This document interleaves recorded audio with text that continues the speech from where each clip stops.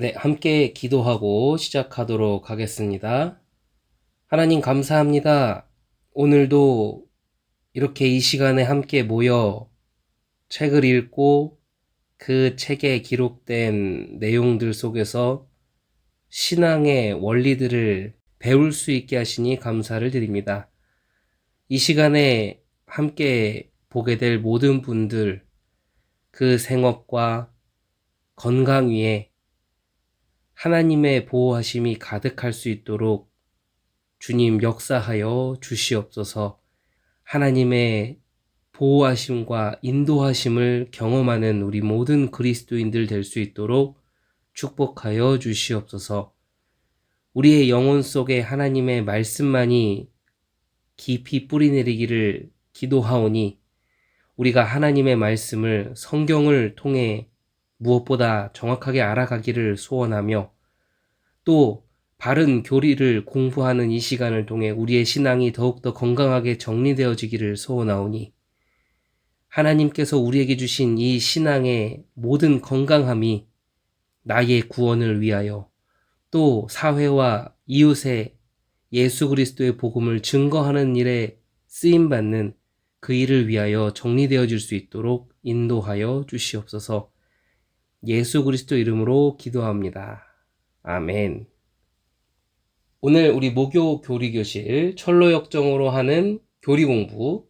오늘은 이제 그 크리스천이 성실이라는 친구와 함께 가면서 일어나는 일들과 또 에피소드들을 가지고 우리 신앙에 대한 내용들을 공부하도록 하겠습니다. 제가 알기에 당신은 절망의 수렁에 빠졌지만 저는 절망의 수렁을 피해 위험 없이 좁은 문까지 올라왔습니다. 다만 바람둥이라는 여인을 만났는데 그녀가 저에게 못된 짓을 하려고 했습니다. 그녀의 그물을 피했다니 참으로 다행입니다. 요셉도 그녀 때문에 어려움에 처했으나 당신처럼 그녀를 피하다가 생명을 잃어버릴 뻔했습니다. 그런데 그녀가 당신에게 어떻게 행했습니까? 당신도 어느 정도 알고 계시겠지만 감각을 즐겁게 하는 그녀의 말은 당신이 생각할 수 없을 정도였습니다. 그녀는 모든 향락을 약속하면서 제가 그녀를 거절하지 못하도록 만들었습니다. 하지만 그녀가 착한 양심의 만족을 주겠다는 약속은 하지 않았죠. 잘 아시는군요. 그녀는 온갖 육신의 것과 정욕의 만족을 약속했습니다. 당신이 그녀를 피한 것에 대해 하나님께 감사합니다. 음녀의 입은 깊은 함정이라 여호와의 노를 당한 자는 거기 빠지리라. 그렇지만 제가 완전히 그녀를 피한 것인지는 잘 모르겠습니다. 왜요? 저는 당신이 그녀의 유혹에 빠지지 않았다고 생각하는데요. 아닙니다. 저는 저 자신을 더럽히지 않았습니다. 전에 보았던 오래된 문장을 기억했기 때문입니다. 그의 걸음은 스올로 나아가나니. 저는 그녀의 외모에 유혹되지 않으려고 눈을 감았습니다. 그러나 그녀는 저에게 욕을 퍼부었습니다. 그리고 저는 길을 계속 갔습니다. 그 외에 다른 공격은 받지 않았습니까? 제가 고난의 언덕이라고 부르는 곳에 기슭에 이르렀을 때 매우 늙은 노인을 만났습니다. 노인은 제가 무엇을 하는 자였으며 어디로 가는지 물었습니다. 저는 순례자이며 천성의 도시를 향해 가는 중이라고 대답했습니다. 그랬더니 노인은 너는 정직한 친구 같아 보이는데 내가 주는 삭을 받으며 살지 않겠느냐고 말했습니다. 그래서 저는 노인의 이름과 사는 곳을 물어보았습니다. 노인은 자신의 이름이 첫사람 아담이며 기만의 도시에 산다고 대답했습니다. 그래서 제가 다시 제가 해야 할 일은 무엇이며 일한 것에 대해 얼마나 삭을 줄 수 있습니까? 라고 물었습니다. 노인은 일은 많은 쾌락이며 삭은 내 상속자가 되는 것이다 라고 대답했습니다. 그래서 저는 무슨 집에서 살며 다른 종들은 얼마나 있느냐고 더 물었습니다. 노인은 저에게 자신의 집에서는 세상에 맛있는 것들을 계속 먹을 수 있고 종들은 자기 자신의 자손들이라고 했습니다. 그리고 노인에게는 육신의 정욕, 안목의 정욕, 이생의 자랑이라는 딸이 있는데 제가 원한다면 그들 모두와 결혼해도 된다고 했습니다. 그래서 저는 저와 얼마나 오래 살기 원합니까? 라고 물었습니다. 그러자 그는 자기가 살아있는 한 같이 살아야 한다고 대답했습니다. 그래서 결국 노인과 당신은 어떻게 되었습니까? 그야 물론 처음에는 저 자신도 어느 정도 노인과 같이 가고자 하는 마음이 있었습니다. 노인이 매우 공정하게 말한다고 생각했기 때문입니다. 그러나 제가 노인과 이야기하고 있을 때 그의 이마에 그의 행위와 함께 옛사람을 벗어버려라 라고 쓰여 있는 것을 보았습니다. 그래서 다음에 어떻게 했습니까? 노인이 무슨 말을 해도 그가 나를 자신의 집으로 데리고 가서 종으로 팔아버릴 것이라는 생각이 내 마음에 불같이 일어났습니다. 그래서 저는 노인에게 말하지 말라고 했는데 왜냐하면 그의 집 근처에도 가고 싶지 않았기 때문입니다. 그러자 노인이 저에게 욕설을 퍼부으면서 저의 길을 방해하기 위해 사람을 뒤따라 보낼 것이라고 말했습니다. 제가 노인에게서 떠나려고 돌아서자 노인이 제 몸을 붙잡고 등을 세차게 잡아당겼는데 마치 제 몸이 떨어져 나가는 것 같았습니다. 그래서 저는 오호라 나는 곤고한 사람이로다 라고 소리쳤고 얼른 산으로 뛰어 올라갔습니다.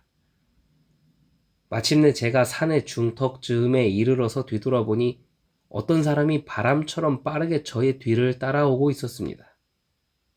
결국 그는 바로 정자가 있는 부근에서 저를 따라잡았습니다. 아, 그 정자요. 제가 쉬기 위해 앉았다가 잠에 빠져서 가슴에 간직했던 두루마리를 잃어버렸던 곳입니다. 자, 제 말을 끝까지 들어보세요. 그 남자가 저를 따라잡자마자 내리치는 바람에 저는 죽은 자처럼 쓰러져 누워 있었습니다. 다시 정신을 차리고 나서 저는 그에게 나에게 왜 이러느냐고 물었습니다. 그는 내가 은밀히 첫 번째 아담에게 마음이 끌렸기 때문이라고 말했습니다. 이 말과 함께 그는 다시 내 가슴을 치명적으로 때렸고 저는 뒤로 자빠져서 죽은 자처럼 그의 발꿈치 밑에 누워 있었습니다. 그리고 다시 정신을 차린 후 그에게 자비를 베풀어 달라고 울부짖었습니다. 그러나 그는 자비를 베푸는 방법을 모른다면서 다시 저를 때려 눕혔습니다. 어떤 분이 다가와서 그를 만류하지 않았다면 그는 분명 저를 죽였을 것입니다. 이게 이제 그 그림이죠. 그를 만류한 사람은 누구입니까? 처음에는 알아보지 못했지만 그가 옆으로 지나갈 때 저는 그의 양손과 옆구리에 있는 구멍을 보았습니다. 그것을 보고 저는 그분이 주님이시라는 것을 알았습니다. 그래서 저는 언덕 위로 올라갈 수 있었습니다. 당신을 따라잡은 사람은 모세입니다. 그는 자신의 법을 어긴 이들에게 용서를 베푸는 방법을 모르며 결코 용서하지 않습니다. 저도 그것을 잘 알고 있습니다. 제가 그를 만난 것은 이번이 처음이 아닙니다. 제가 고향에서 편안히 살고 있을 때 그가 저에게 와서 말하기를 만약 제가 이곳에 계속 머문다면 우리 집을 모조리 태워버리겠다고 했습니다.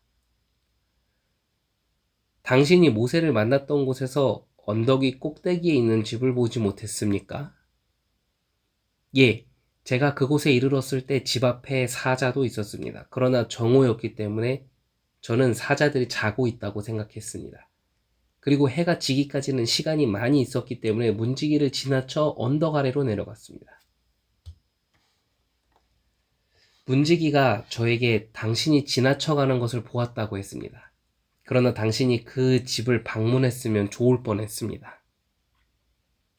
그렇다면 그들은 당신이 죽는 날까지 잊지 못할 보기 드문 진품을 보여주었을 것입니다. 그런데 겸손의 골짜기에서 아무도 만나지 못했습니까? 라고 오늘의 내용은 이렇게 끝이 납니다.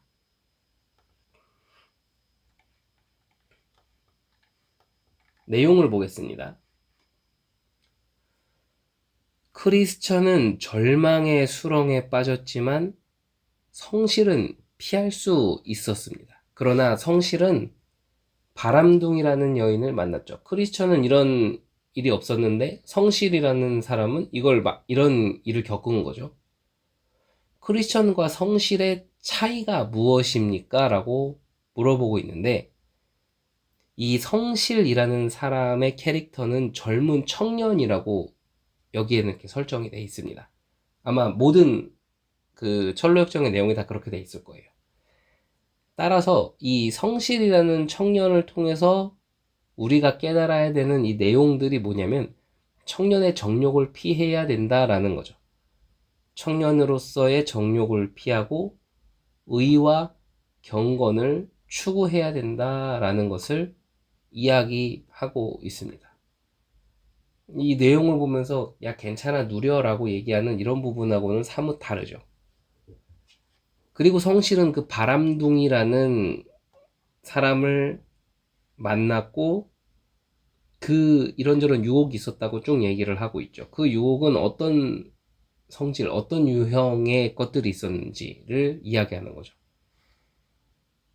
이런 유혹이라는 것은 어두울 때 은밀하게 간교한 말로 유혹할 자를 찾아서 기다리고 있다가 그렇게 한다라는 거죠. 틈을 보이는 자에게 그렇게 한다라는 거죠. 여러 가지 고운 말로 유혹하고 입술에 호리는 말로 꿰고 이런 부분들이 다 성경에 기록되어 있는 표현들이죠. 도무지 거절하기가 쉽지 않도록 유혹합니다. 자, 그런 거를 봤을 때 우리의 영혼은 어떤 식으로 더럽혀지는가를 오늘 이야기가 얘기하고 있는 걸까요?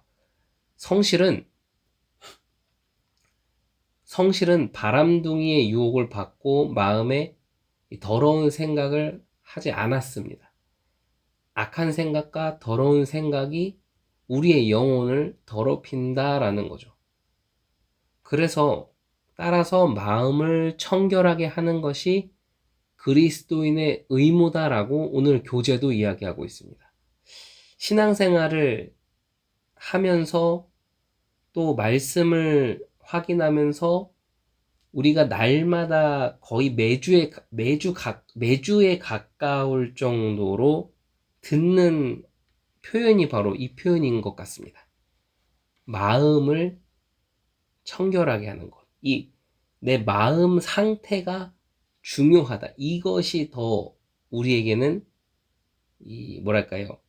하고 안 하고의 문제보다 그 애초에 그 마음을 어떻게 먹었느냐가 더 중요하다라는 것들을 우리는 많이 듣고 있죠. 하나님의 거룩한 것과 신령한 것들을 내 마음에 가득 채워서 우리 마음이 하나님의 말씀과 하나님 나라의 복음의 원리로 깨끗하게 갈 수 있도록 계속해서 도전하고 싸워나가고 내 안에 있는 죄성을 죽여나가고 이런 것들을 해야 된다라는 걸 얘기하는 거죠. 계속해서 그 내용을 가지고 보면은 성실은 이 바람둥이라는 사람의 유혹을 뿌리치고 피해서 도망갑니다. 욕을 먹긴 했지만 어떻게 피했습니까?를 묻고 있죠. 그리고 그 유혹의 특징이 무엇인가를 교재가 묻고 있습니다.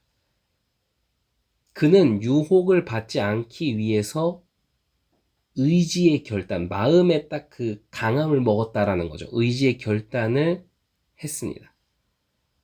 이미 예수 그리스도의 보혈의 피로 거듭난 회심한 의지이기 때문에 우리는 죄의 종노릇하며 사는 것이 아니라 결단을 할 수 있다라는 걸 얘기하는 거죠. 유혹의 특징은 무엇입니까? 당장 눈앞에 보이는 화려함, 당장 눈앞에 보이는 많은 이렇게 육신적인 달콤한 것들, 이런 거라는 겁니다. 화려한 것으로 사람의 마음을 빼앗아서 죄를 짓도록 유도한다라는 거죠. 이 부분이 그 육신의 정욕, 그리고 그 육신의 정욕과 세상에 있는 이런 것들로 사람을 공격하는 것들의 특징을 이야기를 하는 겁니다. 4번까지가 그 내용이고요. 5번은 무엇입니까? 그 새로 만나서 이런저런 얘기를 주고받은 그 노인에 대해서 설명하는 거죠. 노인의 이름이 첫사람 아담이라고 아까 스토리에 보면 나와 있는데, 그것이 의미하는 바가 뭐냐면 중생했어도 우리 심령에 여전히 남아있는 죄성, 부패성을 의미한다라는 겁니다. 그러니까 성실이라는 사람이 순례의 길을 가는 중에 만난 이 노인의 이름이 첫사람 아담이라는 것이 의미하는 것은, 순례의 길을 가고 있고 신앙생활을 하고 있지만 하나님의 은혜로 거듭났어도 여전히 우리 심령에 남아있는 죄성, 부패함, 악함, 미련함, 이런 것들이다 라는 걸 얘기하는 거죠. 이런 것들이 계속해서 우리가 죄짓도록 유도한다라는 겁니다.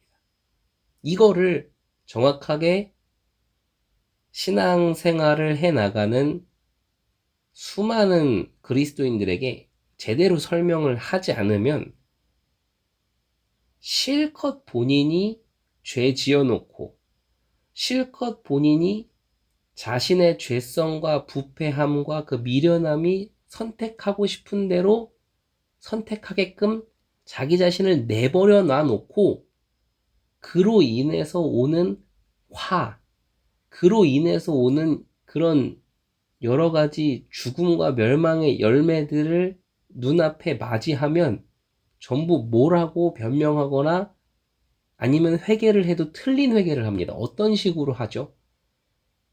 사단에게 속았다라는 걸로 모든 걸 다 퉁치려고 하죠. 아마 유튜브 영상을 통해서 보시게 되는 수많은 분들도 한 번쯤은 그러한 비슷한 유형의 것들을 들어보셨을 거예요.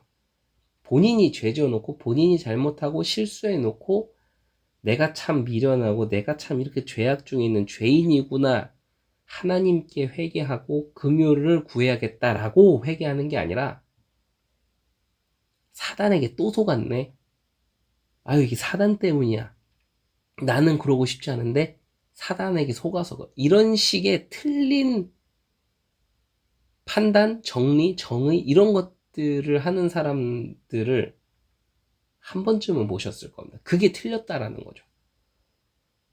그렇게 한 게 사단 때문이 아닙니다. 사단이 모든 거를 막 관장해서 갑자기 내 뇌파를 막 찌릿찌릿 조정해서 이렇게 만든 게 아니라요, 내 그 죄성이 죄를 짓도록 유도한다라는 거죠. 사단 때문이 아닙니다. 뭘 자꾸 다 사단 탓으로 돌리는 신앙이 있는데 그건 신앙일까도 사실 질문하게 되죠. 이런 것들이 있다라는 거죠. 그래서 그런 것들을 보면 자꾸 어떤 식으로 하냐면 막 그 의미 없는 주문을 자꾸 외워댑니다. 뭐 그리스도 그리스도 그리스도 이렇게 하거나, 아니면 그러면서 막 사단을 결박한다고 막 하거나, 뭐 그런 식인 거죠. 근데 오늘 교재도 그렇고 계속해서 배우는 교리의 내용들은 계속 무엇을 얘기하냐면 옛 사람을 성령으로 죽여야 된다. 이거를 존 오웬의 책에서는 죄죽임이라고 표현을 하죠. 이렇게 성령을 통해서 성령의 역사하심 가운데 우리가 강구하고 내 몸을 쳐 복종케 함으로 내 옛사람을 죽여야 된다는 걸 계속해서 이야기하고 있습니다. 그 노인, 첫사람 아담, 그 죄성, 부패성을 따를 때 실제적으로 찾아오는 품삯, 열매가 무엇입니까? 사망이다라는 거죠. 이 죽음이라는 것은 영적인 죽음을 이야기하는 것일 뿐만 아니라 실질적으로 육신적인 죽음까지도 포함됩니다. 패망한다라는 거죠. 육신을 따라 행하면 결국 하나님 나라를 유업으로 받지 못할 것이고 계속해서 비참함에서 영원히 헤어나오지 못하는 그런 상태가 될 것이다 라는 거죠. 영적 싸움의 최고의 영적 싸움 중에 최고의 영적 싸움은 오늘도 우리가 다시 한번 확인할 수 있지만 남아있는 죄성이 계속 죄를 짓도록 유도하는 그것과의 싸움, 성령으로 그 죄를 죽이는 그 싸움이 최고의 영적 싸움이다라는 것을 오늘 다시 한번 우리가 새기고 정리할 수 있게 되는 거죠. 계속해서 이 노인이랑 대화하면서 나오는 그 세 가지에 대해서 보겠습니다. 세 가지가 무엇이었습니까? 육신대로 사는 것. 거기서 모든 게 다 나오는 거죠. 죄성, 부패성 가운데서 그 죄가 좋아하고 원하는 대로 그 소욕에 따라서 행하는 것들을 의미하는 겁니다. 세상 사람들, 하나님 나라를 유업으로 받지 못한, 회심하지 못한 이들은 세 가지를 사랑합니다. 육신의 즐거움으로 살고 결코 만족할 수 없는 정욕 가운데서 사는 것을 말하고 세상적인 야망을 추구하는 것을 의미하고 이런 것들이죠. 이런 거를 어떤 신학책에서는 마치 갈증으로 목이 타는 그 상태에 바닷물을 잡고 소금물을 잡고 들이부어 마시는 것과 같다고 이야기를 하기도 합니다. 만족이 없고 결국 죽는다는 얘기를 하는 거죠. 그러니 우리 그리스도인들이 여기 듣는 분들 저부터 시작해서 앞으로 유튜브 알고리즘이든 뭐든 해서 다 듣게 되시는 분들이 우리가 날마다 점검해야 될 게 무엇입니까? 내가 혹시 그리스도인이라고 살아가며 여기에 아직도 갇혀 있는 거 아닌가? 육신의 즐거움 아니면 정욕 가운데 사는 거, 어떤 세상적인 야망, 동기 이런 것들. 셋 중에 이거는 안 해가 아니라 사실은 이 세 가지를 다 안 해야 되는 것인데 이 중에 어느 것 하나라도 하면 사실 우리는 죄를 짓고 있는 것이니까요. 혹시나 신앙생활을 열심히 하고 뭔가 이렇게 신앙적으로 뭔가 이렇게 되는 것처럼 보이려고 하는 숨은 동기가 혹시 이 안에 있는 것들 중에 것으로 기인해서 이렇게 된 건 아닌가를 좀 돌아봐야겠죠. 중생한 자는 여기 나와 있습니다. 중생한 자는, 거듭난 자는 그 중생 거듭남의 역사로 그 심령에 하나님 나라라는 그 참된 영적인 원리가 새겨졌기 때문에 결코 육신대로 살 수 없습니다. 글로 가려고 하고 해도 결국은 다시 돌아오게 돼 있다라는 거죠. 이 말을 듣고 어떤 사람은 그래 그럼 지금 한번 타락해 볼까? 그러고 막 사는데 그거는 아니죠. 그 사람은 글쎄요, 육신대로 사는 그것이 더 좋아서 과연 구원받은 사람인가? 다시 한번 좀 점검을 해봐야겠죠. 근데 정말 중생한 사람이 맞다면, 하나님이 지키시는 사람이 맞다면 계속해서 그쪽으로 갈 수 없다라는 걸 얘기하고 있습니다. 따라서 남아있는 죄성이 유혹하더라도 성령의 도우심으로 육신을 죽이는 작업이 반드시 필요하며 이게 천국 가는 그날까지 계속해서 되어지고 더 효과적으로 되어지고 점점 더 그 승리의 풍부함의 영광을 계속해서 더 많이 맛보는 것. 이걸 성화라고 합니다. 그리고 이게 천국 가는 그날까지 계속 되어질 것이고 그렇게 될 수 있도록 성령께서 나를 이끄실 것이다라는 걸 성도의 견인이라고 하고요. 계속해서 이 땅에서 그러한 영적 싸움 중에 치열하게 하나님 앞에서 살려고 발버둥 치던 우리를 하나님께서 나중에 천국 가는 그날 우리를 받으실 때 수고했다 나의 칭찬된 종아라고 하면서 이 하나님 나라를 유업으로 누릴 수 있게 하는 그 천국 소망, 이게 바로 우리가 영광, 하나님의 영광을 보게 된다. 내가 그 영광스러움을 덧입게 된다 해서 영화라고 하는 겁니다. 이런 내용들이 있는 거죠. 8번부터는 참 어떻게 보면은 중요한 이야기를 하고 있어요. 오늘 비록 참여는 못했지만 이제 나중에 같이 피드백하고 나눔하려고 하는 우리 청년하고도 얘기를 하겠지만 이 뭐 사실 젊은 청년 때뿐만 아니라 모든 사람이 그렇다고 봅니다. 마음이 끌린 것은 죄입니까 아닙니까 라고 했을 때 유혹을 받아 마음의 그 욕심을 품게 되는 순간 죄를 지었다. 이 산상수훈에도 나오는 이야기죠. 실행에 옮기지 않았다 하더라도 그 마음에 그걸 품었으면 그게 죄를 지은 것이다. 예수님께서도 그렇게 말씀을 하시죠. 그러니까 마음에 이미 품은 그 자체가 죄라는 겁니다. 그래 따지면 우리 모두가 죄인일 수밖에 없는 거고 날마다 죄를 짓는 거죠. 얼마나 우리가 참 공고한 사람이고 비참한 사람인 겁니까? 마음속에서 강력하게 생각난 것들, 여기서 말하는 건 하나님 말씀으로 뭔가 그 딱 브레이크 걸리는 그런 것들을 얘기하는 거죠. 무엇입니까? 양심이 죄를 고발하는 겁니다. 선한 양심은 곧 거듭난 양심으로서 우리가 하나님의 법을 어겼다라는 것을 고발합니다. 양심이. 근데 이것을 무시하게 되면 그 양심은 결국 파선한다라는 거죠. 이런 현상을 어쩌면 우리는 가장 가까운 데서 봤고 그것 때문에 우리의 신앙을 정신 차리게 된 그러한 케이스들을 겪으신 분들이 많을 거라고 봅니다. 결국 파선하는 거죠.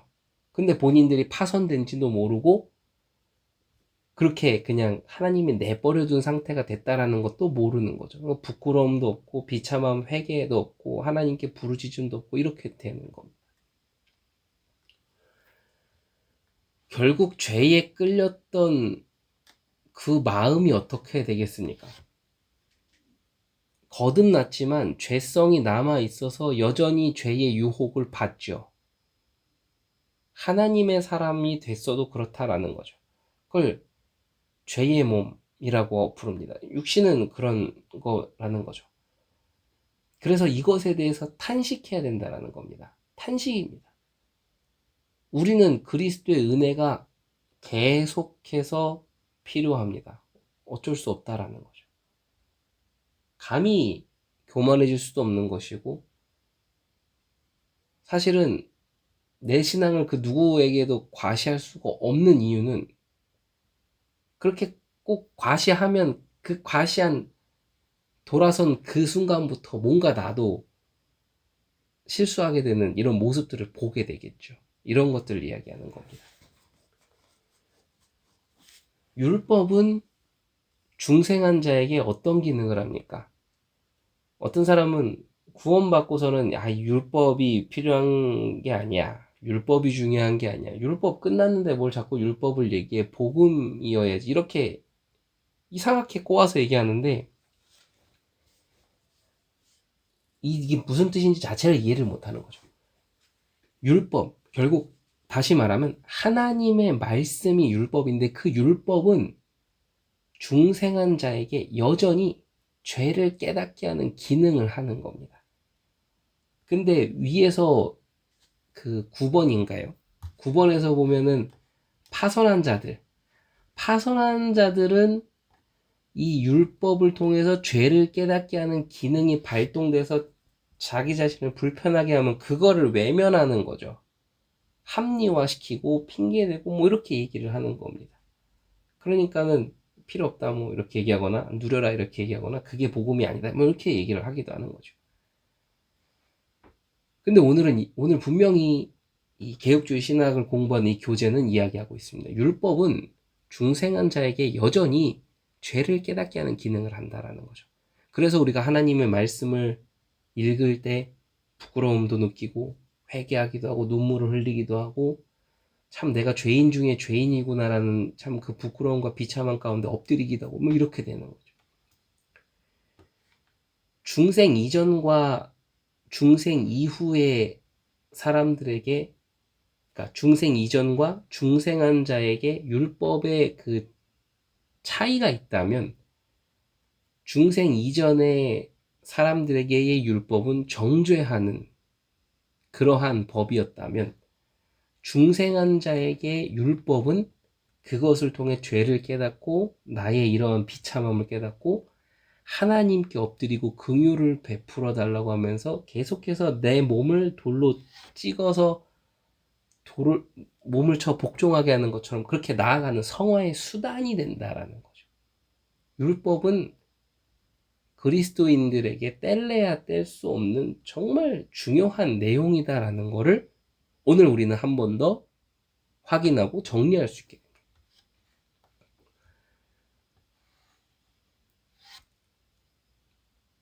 12번에 보면 율법의 저주에서 면하게 해주시는 분, 이 말이 무슨 말입니까? 11번에서 아까 중생 이전, 중생하지 못한 자에게 그 율법은 정죄의 기능이 있다라고 했죠.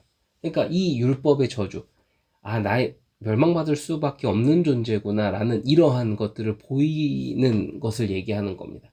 여기서 그런 것에서 면하게 해주시는 분이 누구입니까? 바로 아까 우리 철로역정 스토리에도 나와 있지만 예수 그리스도다라는 거죠. 예수 그리스도를 통해서만이, 예수 그리스도 안에서만 죄의 저주로부터 해방이 된다라는 겁니다. 중생한 자에게 율법은 저주와 정죄의 기능이 아니라 성화의 수단이 된다라는 거죠. 그러니 우리가 그리스도 안에서 이 율법을 대할 수 있게 하신 하나님의 은혜가 얼마나 감사한 것인지 사실 우리는 이거를 깨달아야 되는 겁니다.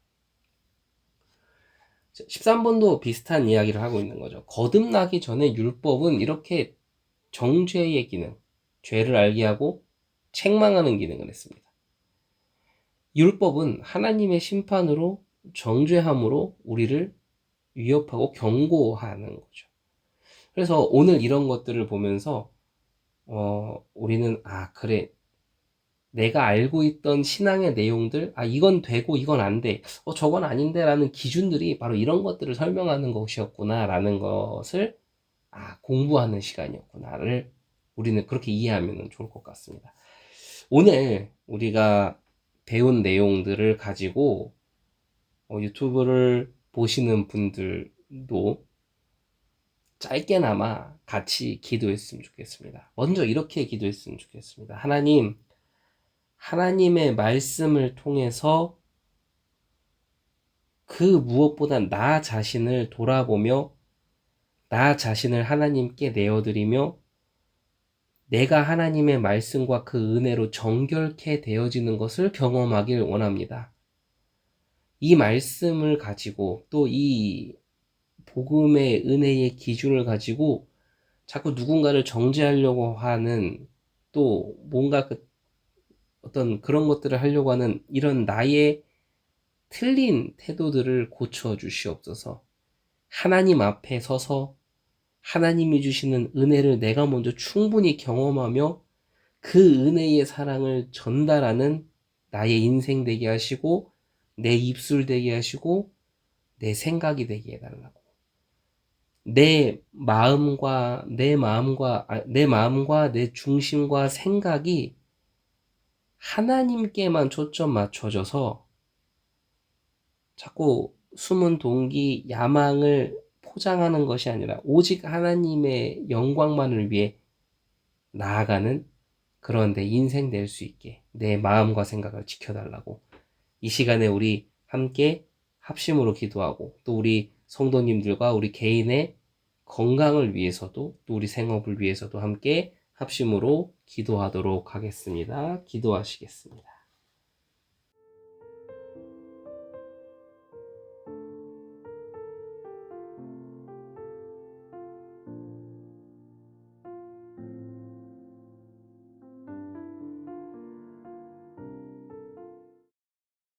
네, 제가 기도하고 모임을 마무리하도록 하겠습니다.